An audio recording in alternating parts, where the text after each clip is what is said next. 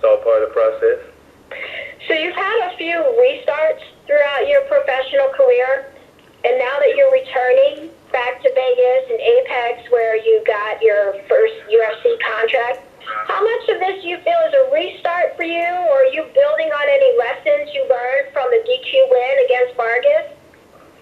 I feel like my whole career has been a roller coaster, up and down, crazy stuff happening. Definitely these last 2 years, it's tested my faith and my character as a man, but it's helped build me.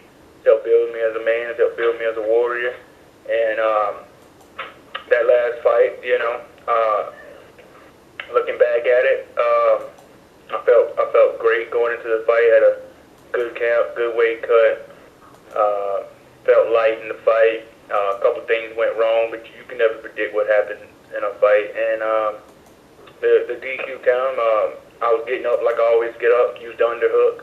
I know the rules, so I don't protect my face. It's not pride rules. If it was pride rules, I would be getting up protecting my face, knowing that he can knee me to the face. But it happened, and if I get took down this fight, I'm gonna get up the same way. If he wants to knee me in the face and give me that win bonus and make me 2-0 in the UFC, I'll take that win too. I'll just have to suffer through the headache. I got some goodie powder specs in the bag this time, so I'm well prepared for it. Well, we're glad that you're prepared. Listen, anyone who's followed your career is well aware that you are a member of the MOWA band of Tribe. Who traveled with you this time? Did you get to bring anyone with you? No, just my coaches, Jimmy Mills, head coach of Port City, and Randy James and Marcus Graham. Not even my wife came this time because of the whole situation, And finally, for me, know that you're very close with your grandmother. How's your grandma doing back home? She's good. They're worried, taking the fight on late notice, but they know I've been training. I've been quarantined at home, training in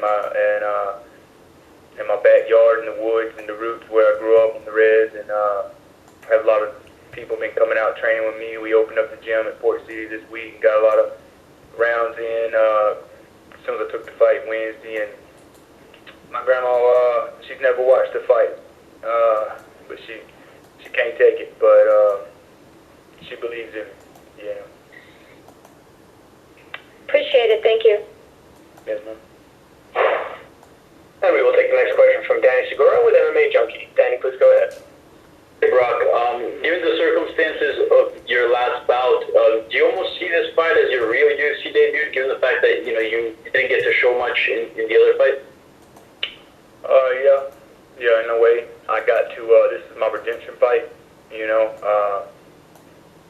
just reading, you can't help to read comments and stuff, but I think, like I said, I didn't get to show much, so this fight, I'm coming with a little anger. I gotta bring that dog to this fight. I gotta show the world what I'm made of, Everybody might think I'm a fluke, so I gotta show them I'm not. Mm-hmm. And what's the feeling like of I guess, is there like a frustration feeling of getting in there and not being able to do what you usually do, given the fact that, there was an illegal shot landed? Is that frustrating to finally get to the UFC debut and not be able to put on a full performance?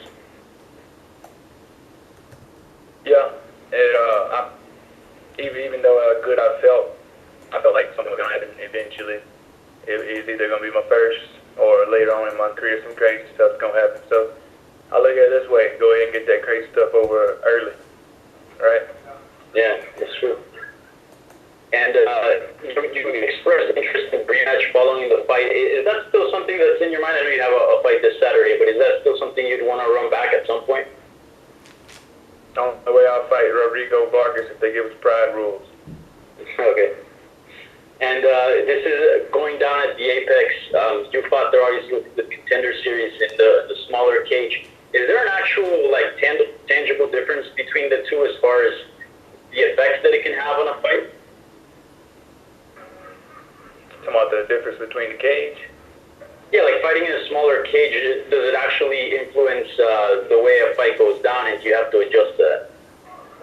The contender cage and the UFC cage are different sizes? Yeah, so this one will be 25 feet. Yeah, well, this one will be 25. I guess not. Okay. All right. Well, best of luck this Saturday. Looking forward to the fight. Yeah, fair, appreciate it. We'll take our next question from Carlos Contreras with Milenio Diario. Carlos, please go ahead. Hi, Brok.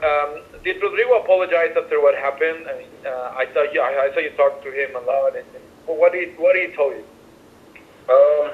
His English wasn't good, and I had a very bad headache. But he apologized a little bit, and then I guess he wrote a post on his Instagram apologizing, saying that he studied the way I got up on the contender, and he sees how he was aiming for my chest. But I mean, if you watch the video, he pulled on the back of my head. Maybe he was using the back of my head to get a lot of force to the chest. Who knows? Maybe it was an accident. Maybe, I don't know, but I forgive the guy. It's with my faith to forgive the guy. No hard feelings. I'm still alive. I can fight again. If Rodrigo gets to another chance and we meet again, like I said, we can do them under some pride rules, and that way I can, it can be like a street fight.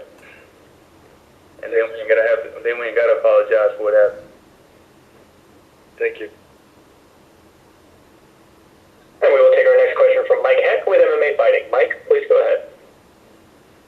Hey, Brok, you get back at it this Saturday in a venue that you've already fought in, cage that you've already had a victory in on the Contender Series. Is there sort of a calming familiarity for you when it comes to this fight, knowing that you're one of the few fighters on the card that's already competed in this venue before? Yes. Like I said, when I heard it was gonna be at the Apex, I was happy. I got to watch the fights week one at the Apex and get the fight because my opponent didn't make the weight, and then I come back in week 8 and fought and won, and all that happened. And it's a very good venue. It's home to me, so I'm 1-0 there. I'm looking to make 2-0 Saturday, and I already got a good feeling, man. Everything's working out perfectly. I know that you've been itching to get back in there since the Rio Rancho fight and how that all ended. When the call came to fight in a week and a half or so with that notice, how excited were you to just jump on that opportunity where your focus was simply on fighting and not really giving yourself any time to overthink anything? Yes, I got the call. For weeks now, everybody in my reservation in hometown sees me at the store, grocery station. Hey man, when you fighting again? When you fighting again?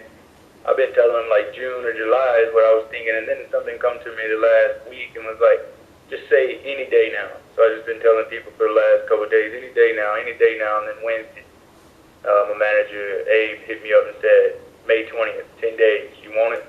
I said, yeah man, I've been telling everybody any day now, so that's perfect. For me, I've been in quarantine camp, I've been training hard 6 days a week, in great boxing shape, wrestling shape, and great best strengthening cardio I've ever did. I've been dieting also, and yeah, I was not looking forward to getting like a call and saying, hey, you got a 6 to 8 week camp. I'm like, man, I really didn't want to have to overtrain because I've been in the 8 week, 9 week camp since, so it was perfect. 10 days out. I'm ready.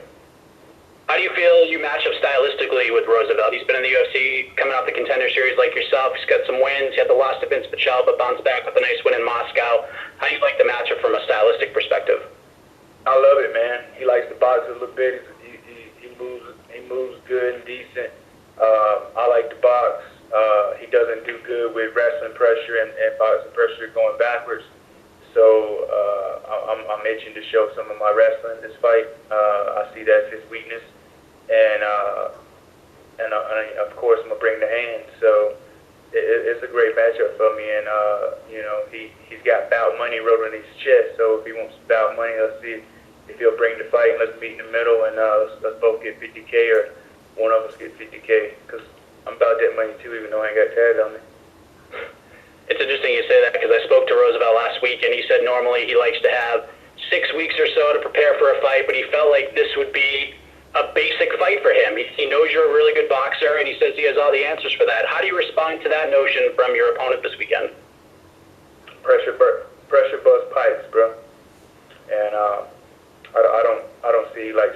much. So I'm gonna see if he's got that dog in him too. He said on one interview, if I want to bring that side out of him, then okay. I want that side of him. I want whatever street thug warrior side he's got. I want that because I mean I'm from the dirt, bro. Streets and dirt. You tell me which ones are.